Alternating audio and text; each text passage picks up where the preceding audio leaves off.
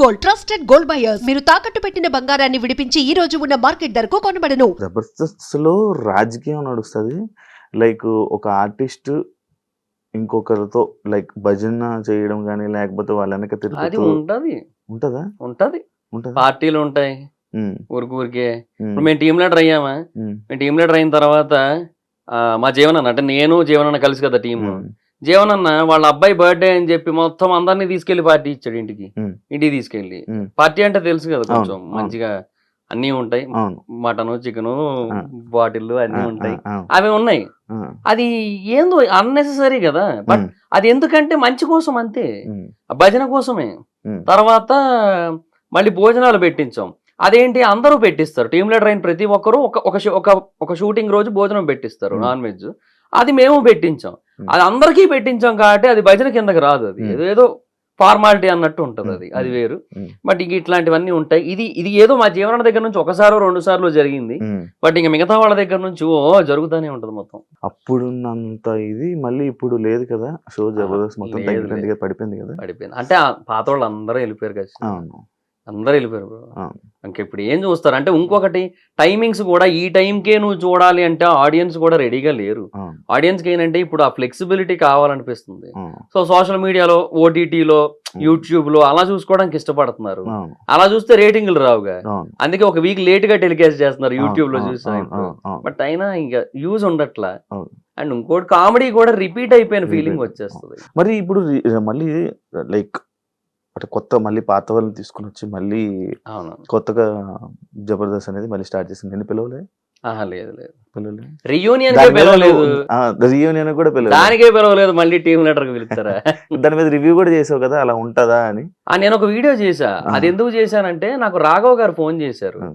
Phone చేసి ఇట్లా మహేందర్ గారు బాగున్నారా అని జనరల్ గా అప్పుడప్పుడు ఫోన్ చేస్తుంటారు ఆయన రాఘవ్ గారు మంచి ఆయన ఆయన ఏదో పర్పస్ ఉంటేనో అని కాకుండా జనరల్ గా కూడా ఫోన్ చేస్తారు చేశారు ఇట్లాగా ఎలా ఉన్నారండి ఏంటి బాగుందా మొత్తం అట్లా అని చెప్తున్నప్పుడు నేను అడిగా నార్మల్గా ఏంటి సార్ ఇప్పుడు ప్రజెంట్ పరిస్థితి ఏమైనా అప్డేట్స్ ఏంది ఇప్పుడు అదే ఫ్లోనాలు ఏంటి ఏమైనా మారుతుందా అంటే లేదండి కొన్ని మార్పులు చేస్తున్నారు శ్రీపాద గారు మళ్ళీ వస్తున్నారు ఇట్లా కొన్ని చేస్తున్నారు పాత వాళ్ళని మళ్ళీ తీస్తున్నారు ఇట్లా ఉంది అని చెప్పారనమాట ఫోన్లేండి అని చెప్పి నేను ఇంకా అదే టాపిక్ మీద ఒక వీడియో కూడా చేశాను నేను యాక్చువల్లీ ఓకే.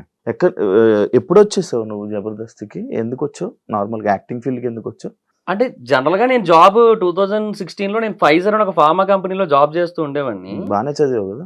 అంటే బానే అంటే డిప్లొమా వరకు చదివా బట్ అప్పటి వరకు టాపరే చదివినంత వరకు టాపరే బాగానే చదివేవాడిని మంచి మార్క్స్ ఉండేవి బట్ మా ఫాదర్ నాకు డిప్లొమా సెకండ్ ఇయర్ లో ఎక్స్పైర్ అయిపోయారు అది 3.5 years కోర్స్ అది శాండ్విచ్ కోర్స్ అంటారు శాండ్విచ్ నాన్ శాండ్విచ్ అని ఉంటాయి అనమాట non sandwich 3 years sandwich 3.5 years ఉంటాయి డిప్లొమాలో సో అది ఎందుకు అన్నారో మాకు అర్థం కాదు తర్వాత ఎవడో జోక్ గా చెప్పుకుంది ఏంటంటే ఈ 3.5 years వాళ్ళకి ఇంకో 6 months వేస్ట్ అయిపోతాయి కదా ఆ 6 months శాండ్విచ్ అయిపోద్ది వాళ్ళకి కాబట్టి అలా శాండ్విచ్ కోర్సులు అంటారని చెప్పి అట్లా జోకులు వేసుకునే వాళ్ళం అయితే మెటలర్జీ అది డిప్లొమా ఇన్ మెటలర్జీ సో చాలా టఫ్ అండ్ థియరిటికల్ సబ్జెక్ట్ అది దాంట్లో కూడా చాలా బాగా చదివేవాడిని అంతా బాగుండేది బట్ మా ఫాదర్ ఎప్పుడైతే ఎక్స్పైర్ అయిపోయారో మా మదర్ నన్ను 2.5 ఏళ్ళు చదివించడానికి చాలా ఇబ్బంది పడ్డారు సో ఇంకా ఆ తర్వాత అంతకంటే అంటే కష్టం కదా సో దాని బేసిస్ మీద నేను జాబ్ కొట్టాను మా క్లాస్ నుంచి 7-8 మంది వెళ్ళాం నాకు ఒక్కడికే జాబ్ వచ్చింది మా బ్రాంచ్ నుంచి సో హ్యాపీ జాబ్ చేసుకుంటున్నా బట్ అక్కడ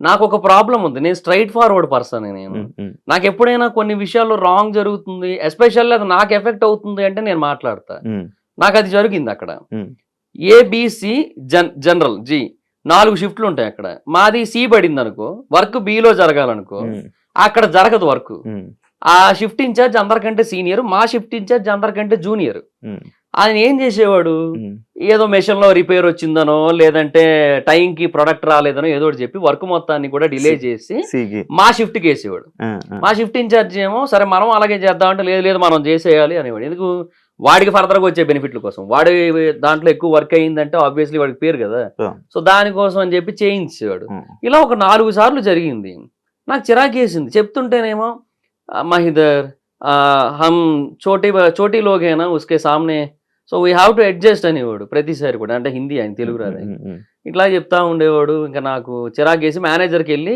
వీళ్ళందరి మీద కంప్లైంట్ ఇచ్చాను అందరూ నాకే అగెనిస్ట్ అయిపోయారు మేనేజర్తో సహా నన్నే తిట్టారు వీళ్ళందరి మీద మేనేజర్ మీద కూడా కలిపి సీనియర్ జనరల్ మేనేజర్ కంప్లైంట్ ఇచ్చాను. ఉమ్, ఇట్లా మిస్టేక్ అక్కడ జరుగుతుంటే నన్ను బ్లేమ్ చేస్తున్నారు, మళ్ళీ అడిదిరిగి ఇడిదిరి దాన్ని అసలు సాల్వ్ చేయడం మానేసి అనేసి. ఉమ్, అతను నన్నే తిట్టాడు. ఉమ్, అంటే ఇంకా నన్నే ఏమంటారు సీరియస్ అయ్యాడు నా మీదే మొత్తం అంతా. ఉమ్, ఉమ్, వీళ్ళందరి మీద హెచ్ఆర్ డిపార్ట్మెంట్ కంప్లైంట్ చేశాను. ఉమ్, ఇంకా ఆయన ఒకటే అన్నాడు హెచ్ఆర్, ఇంత జరిగిందని ఆయన తెలిసిన తర్వాత నువ్వు ఇట్లా కంప్లైంట్లు చేసుకుంటూ పోతే ఎక్కడికి వెళ్తావు చెప్పు, ఏం ఉండదు, ఉమ్, నీ మాట ఎవరింటారు అబ్బా, నా మాటే సరిగ్గా వినరు, కొంచెం ఉమ్, ఏదో వాళ్ళకి నచ్చింది వాళ్ళు చేస్తారు. ఏమనంటే we know the department of production 100% more than something ఏదో చెప్తారు. ఉమ్, సో అలాంటప్పుడు మనం వాళ్ళకి ఏమంటాము, నువ్వు చెప్పింది వినేస్తే ఇంకేమి, ఉమ్, ఉమ్, నువ్వే అడ్జస్ట్ అవ్వాలి, నువ్వు ట్రైనీ జూనియర్ ఎగ్జిక్యూటివ్, నువ్వు ఉమ్, నీ పొజిషన్ కి నువ్వు ఎక్స్పెక్ట్ చేసే కమాండింగ్ ఏమైనా సంబంధం ఉందా, ఉమ్, ఉమ్, అంతే. ఇంకా నేను ఇంకేం చేయాలో అర్థం కాక ఆయన ఒకటే అన్నాడు, ఉంటే ఉండు లేదా మానేసే అబ్బా, ఉమ్, అది ఏం ఈ నోటీస్ పీరియడ్ లో గట్రా కూడా ఏం వద్దు, డైరెక్ట్ గా ఒక మెయిల్ పెట్టేసి వెళ్ళిపో, మానేయాలనుకుంటే ఏ రోజైనా ఉమ్. నేను చూసుకుంటాలే అన్నాడు ఆయన. నీకు అంటే లైక్ నువ్వు ఇంత స్ట్రైట్ ఫార్వర్డ్, నువ్వు ఇంత ఏదైనా ఓపెన్ గా మాట్లాడడం వల్ల నీకు ఇండస్ట్రియల్ లైఫ్ లేదంటే యాక్సెప్ట్ చేస్తావా? అది కూడా ఉంది, బట్ దాని వల్ల కూడా కొంతవరకు మేబీ నాకు కొంచెం ఏమంటారు ఆ సపోర్ట్, ఆ రీచ్ అనేది వచ్చింది. ఉమ్, యాక్చువల్గా ఆర్పిఎన్కి నేను నచ్చిందే ఆ స్ట్రైట్ ఫార్వర్డ్నెస్ దగ్గర, ఉమ్, ఉమ్, అండ్ రెండోది నా మెమరీ పవర్ దగ్గర. ఉమ్, ఉమ్, ఉమ్, బేసిక్ గా స్కిట్ లో జబర్దస్త్ లో ఏంటంటే ఉమ్, ఉమ్, వాళ్ళ డైలాగులు మటుకే వాళ్ళు గుర్తుపెట్టుకుంటారు, నేను అలా కాదు, స్కిట్ మొత్తం గుర్తుపెట్టుకుంటా. ఉమ్, ఉమ్, గుర్తుపెట్టుకొని అందరితో నేను ప్రాక్టీస్ చేయిస్తాను. స్టేజ్ మీద ఒకళ్ళు ఎవరైనా మర్చిపోతే ఉమ్, అందరికీ నేనే అందిస్తా. ఓకే. సో అదొక్కటి ఆర్పిఎన్ నాకు బాగా నచ్చింది, ఉమ్, అందుకు తీసుకున్నారు అట్లా.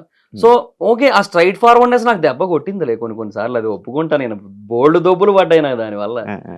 కానీ ఇంకా తప్పదు. ఆర్పి గురించి మాట్లాడుతున్నావు కాబట్టి, ఇదే ఆర్పి సేమ్ ఇలానే ఇదే జబర్దస్తులు ఉంటే మళ్ళీ జబర్దస్త్ నే తిట్టాడు, దాన్ని నువ్వు యాక్సెప్ట్ చేస్తావా ఆయన మాట్లాడిన మాటలకి? అంటే 100% అయితే చెయ్యను, బట్ కొన్ని కంప్లైంట్స్ అయితే వాస్తవమే. ఉమ్, ఇప్పుడు అక్కడ ఎలా ఉంటదంటే రైటర్లకి ఆర్టిస్టులకి ఇంపార్టెన్స్ ఇవ్వకుండా మేనేజర్లకి ఫుడ్ విషయంలో ఇంపార్టెన్స్ ఇవ్వడం అనేది జరిగింది. ఉమ్, ఒకరోజు రాజ్ కుమార్ అన్న అని టాప్ మోస్ట్ రైటర్ జబర్దస్త్ మొత్తానికి ఆయనే నెంబర్ 1. ఉమ్, అలాంటి పర్సన్ ఉమ్, ఆయన ఎప్పుడో కానీ ఇక్కడ తిండబ్బా ప్రొడక్షన్ లో, ఆయన బాక్స్ తెప్పించుకుంటాడు, లేదంటే ఆయన ఆర్డర్ పెట్టుకొని తింటాడు ఆయన. ఉమ్, అలాంటి పర్సన్ ఆ రోజు ఏమో ఇంకా సరే వర్క్ ఎక్కువ ఉంది కదా, మళ్ళీ అన్ని ఎందుకు లేని తినేద్దాం అని చెప్పి వెళ్ళారు అక్కడికి. ఉమ్, ఉమ్, ఎగ్ అడిగితే ఎగ్ అయిపోయింది అన్నారు. ఉమ్, సరే అయిపోయిందని చెప్పి ఏదో తింటూ ఉంటే ఉమ్, మేనేజర్లు వచ్చి కూర్చున్నాక ఎగ్ బుర్జీ వెళ్ళింది, కళ్ళ ముందు నుంచి వెళ్ళింది. వెళ్తా ఉంటే ఇందాక అయిపోయింది అన్నావు కదా, ఇప్పుడు ఎక్కడి నుంచి వచ్చింది అంటే ఇది మేనేజర్ల కోసం సెపరేట్గా ఉంచింది అని. పెద్ద గొడవ అయింది, చాలా పెద్ద ఇష్యూ అయింది. నెక్స్ట్ డే ఏం చేశారు చెప్పనా, ఓవరాల్గా ఎగ్ తీసారు. ఇప్పుడు ఏం చేయాలి, యాక్చువల్గా అందరికీ ఎగ్ పెట్టాలి, అది కదా చేయాల్సింది, ఆ, ఎగ్ మొత్తం తీసారు. అదే, ఆ, ఇంకా మిగతా జోకులు వేసుకున్నాం, ఫోన్లే రైస్ కోసం గొడవ లేదు, రైస్ కోసం తీసేసినాం మొత్తం అని చెప్పి ఇంక అట్లా అయిపోయింది అక్కడ పరిస్థితి.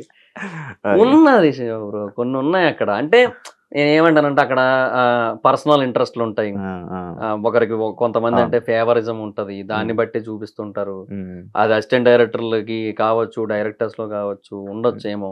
ఉమ్, బట్ 100% అని నేను చెప్పను, నాకు 1-2 చోట్ల ఎఫెక్ట్ అవుతుంటది, నా కళ్ళ ముందు తెలుస్తుంటది నాకు ఇట్లా జరిగి ఉండొచ్చు అని చెప్పి. ఉమ్, నాకు ఎఫెక్ట్ అయ్యింది, నేను అర్థం చేసుకోగలను, నాకు ఆ మాత్రం తెలివి లేదా, ఉమ్, తెలుస్తుంది కదా ఏ రీజన్స్ వల్ల అనేసి. ఉమ్, ఉమ్, వాళ్ళు ఏదో కవర్ చేసుకుంటారు స్కిట్ కోసం, స్కిట్ బాగా రావడం కోసం, అది ఇది అని అంటారు. ఉమ్, బట్ అది ఓవరాల్ గా ఏ కారణం చేత అలా జరుగుతుందో మనకు అర్థమవుతుంది కదా, ఆ.